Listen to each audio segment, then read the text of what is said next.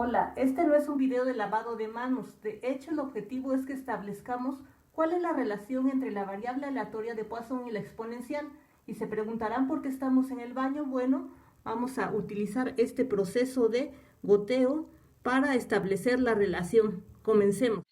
Bien, suponemos que la llave gotea siguiendo un proceso de Poisson homogéneo. ¿Qué sería aquí lo variable? Vamos a considerar que es el tiempo entre gota y gota. Lo que podemos hacer es iniciar nuestro cronómetro cuando cae una gota y entonces lo variable sería el tiempo hasta la siguiente gota. ¿Qué es lo que aquí caracteriza qué tan rápido o qué tan lento gotea la llave? Sería precisamente este parámetro beta, que es el tiempo promedio hasta la siguiente gota. El tiempo sería una variable aleatoria continua, que es la variable aleatoria exponencial, con parámetro beta. Su función de densidad de probabilidad es la siguiente. Tenemos acá el exponencial negativo, acá tenemos una constante de normalización. Podemos hacer un esquema de cómo se comporta esta función. Es la siguiente. Sin embargo, decíamos que en variable aleatoria continua realmente lo que tiene interpretación es el área bajo la curva. Entonces lo que vamos a hacer es aquí tomar un intervalo que va desde 0 hasta T0 y entonces esta área en naranja lo que representaría es la probabilidad de que la siguiente gota caiga en un tiempo hasta T0 o bien de T0 o menor. Para calcular cuál es el valor vamos a hacer la integral de esta expresión en el intervalo de 0 a T0 y es una integral muy sencilla de realizar. Me conduce a esta expresión 1 menos el exponencial de menos T0 sobre d beta. Ahora lo que vamos a hacer es darle otra interpretación. Para ello me voy a preguntar cuál es el área que sigue después de T0.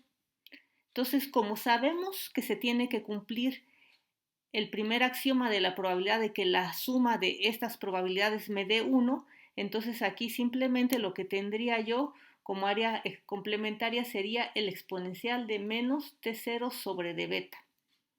Ahora, ¿qué interpretación le voy a dar a esta área complementaria? Entonces sería la probabilidad de que la siguiente gota caiga en un periodo posterior a T0. Es decir, desde 0 hasta T0 no ocurrieron ningún suceso raro, que sería en este caso que caigan las gotas. Y si se dan cuenta, pues ya nos estamos aproximando un poquito más a lo que veíamos cuando resolvíamos problemas con variable aleatoria de Poisson. En ese caso, lo que nosotros teníamos es que lo variable es el número de sucesos raros en una ventana de observación fija. Aquí la ventana de observación que estamos fijando va desde 0 hasta T0 y estamos viendo que no ocurre ningún suceso raro. Si es una variable aleatoria de Poisson, entonces lo que requerimos es hallar el único parámetro que es lambda. Para hacerlo utilizamos una regla de 3. En esta columna voy a poner la duración de los intervalos, el tiempo, y aquí cuál sería el número de gotas. Entonces decíamos que beta precisamente era el tiempo promedio hasta que ocurriera la siguiente gota. Y entonces ahora lo que voy a tener aquí es del intervalo de 0 a T0, pues tiene esta duración T0 y acá voy a utilizar la regla de 3 para saber cuánto vale el parámetro lambda. Lo hacemos y obtenemos este valor. Ahora, para calcular la probabilidad asociada a este evento, voy a traducirlo como la probabilidad de que no ocurra ningún suceso raro. Para ello voy a utilizar una variable aleatoria de Poisson. Recordamos cuál es la función de masa de probabilidad, que es la que tenemos aquí, y la evaluamos para el valor de x igual a 0. Esto desaparece y únicamente voy a tener este exponencial que ya habíamos visto anteriormente cuando utilizábamos una variable aleatoria continua, que era la distribución exponencial. Entonces lo que estamos viendo es que podemos traducir este proceso de Poisson en dos formas diferentes.